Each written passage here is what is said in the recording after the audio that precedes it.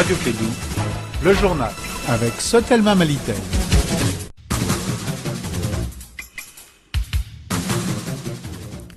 Toutes nos excuses pour ce léger retard, 13 heures passées de 8 minutes, et vous faites bien de choisir la 101.2 pour vous informer. Les titres.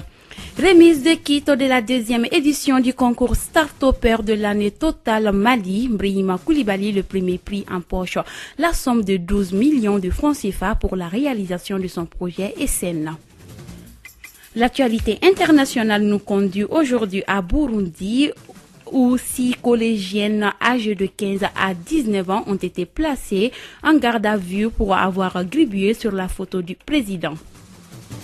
Et puis, Festival d'Onsogoni 4e édition initiée par l'association Djigiya Boulon, c'est le 14, 15 et 16 mars au Palais de la Culture, placé sous le thème d'Onsogoni, facteur de paix et de cohésion sociale.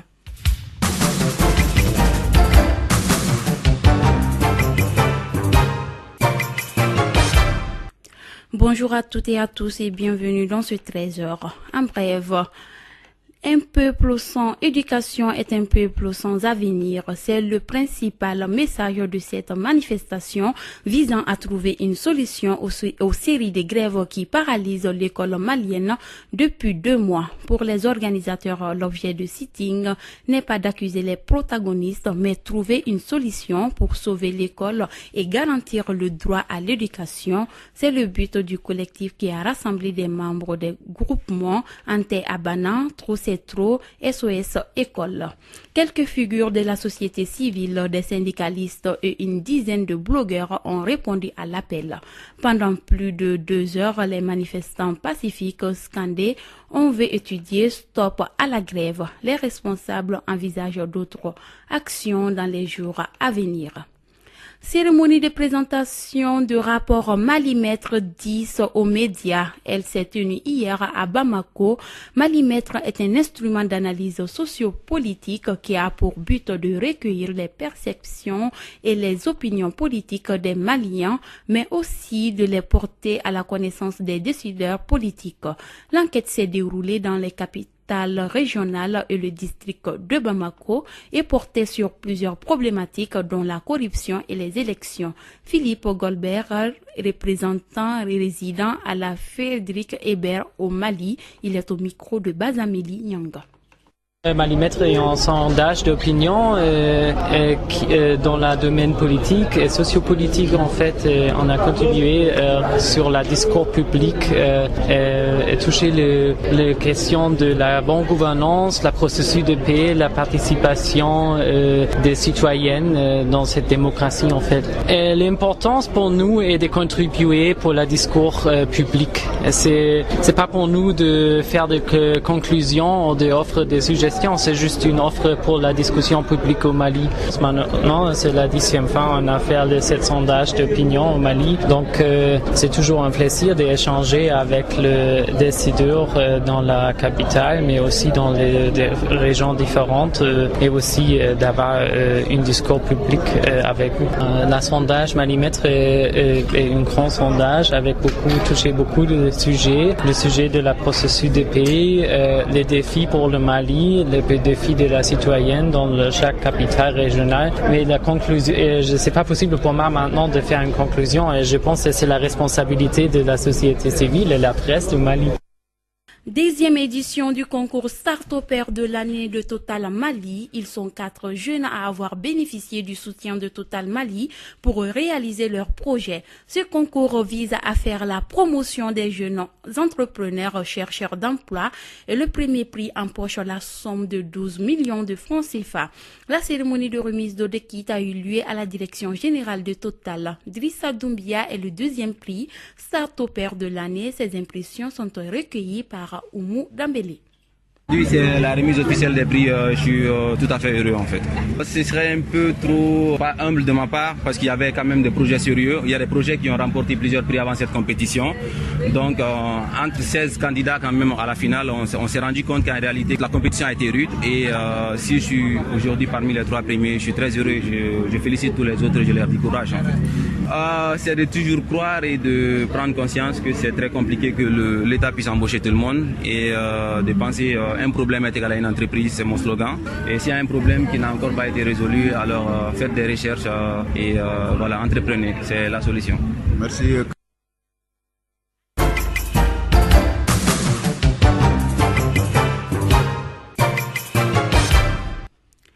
Actualité internationale à présent.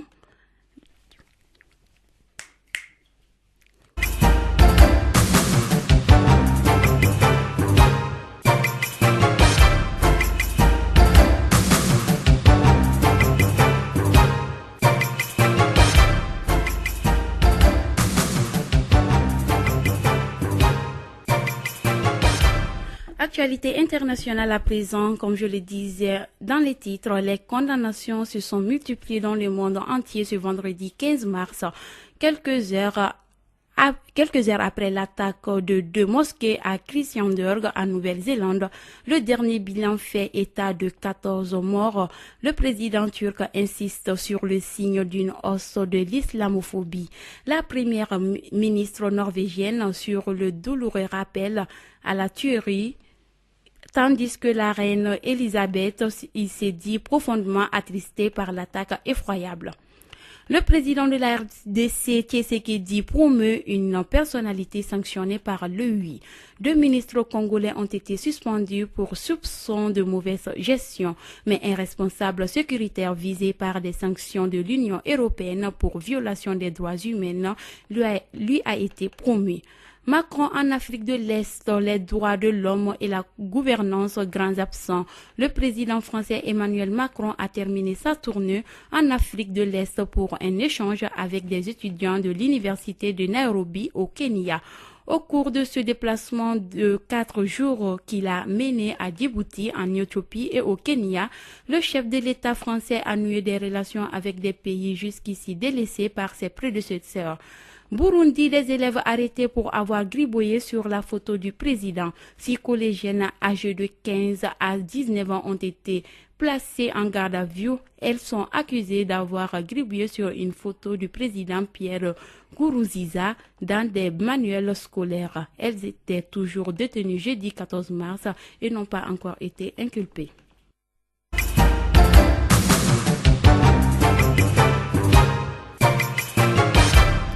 Retour à l'actualité nationale. Le festival d'Onsogoni, 4e édition, initié par l'association Djiki Blum, c'est le 14, 15 et 16 mars au Palais de la Culture, placé sous le thème d'Onsogoni, facteur de paix et de cohésion sociale. Au menu des conférences, débats, des expositions d'art, des animations au rythme du Donsofoli.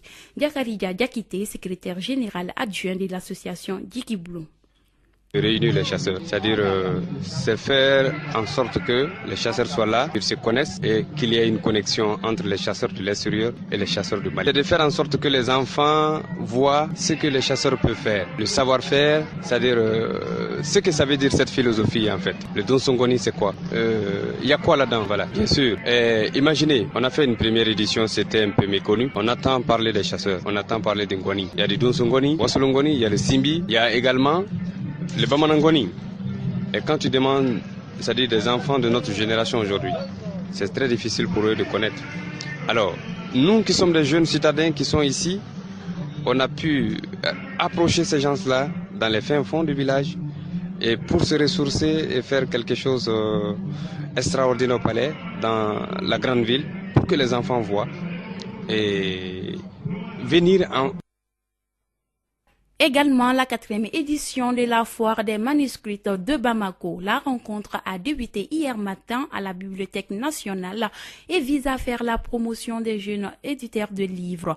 Les précisions avec Fana Diakité, promoteur de la foire aux manuscrits, des propos recueillis par Oumou Dameli. La foire est toujours importante depuis la première édition parce qu'on fait la promotion de la lecture et de l'écriture. C'est le domaine de la connaissance.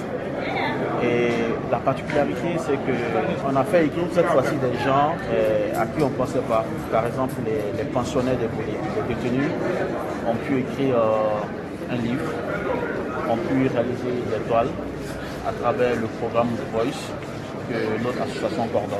Et les écoles, les lycées écrivent toujours et les manuscrits seront exposés. Et c'est une manière pour nous de les valoriser, les mettre en lien avec les éditeurs, qu'il y ait une éventuelle édition de ces manuscrits. On n'a pas le choix, il faut qu'on lise, qu'on écrive. En fait, c'est la seule voie du développement. Une fois que la ressource humaine est formée, je pense que tout va bien se passer. Cette année, il y avait beaucoup de concours d'écriture, de dessin, de graffiti, de petits cinémas. Et voilà, les lycées ont beaucoup produit. Et on est là pour 4 jours, ici à la Bibliothèque nationale, à l'Institut français le samedi et dimanche à Bolivie, pour présenter toutes les œuvres produites par les... Merci. Non, s'il vous plaît, oui. Voilà, combien d'établissements prennent part à cette foire?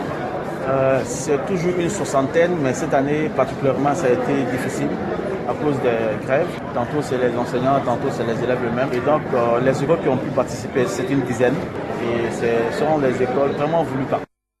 13h19, voilà, c'est tout pour ce journal. Merci à vous de l'avoir suivi. Présentation Mariam Kamara avec la complicité technique d'Abou Tioté. Dans un instant, votre chronique Elect.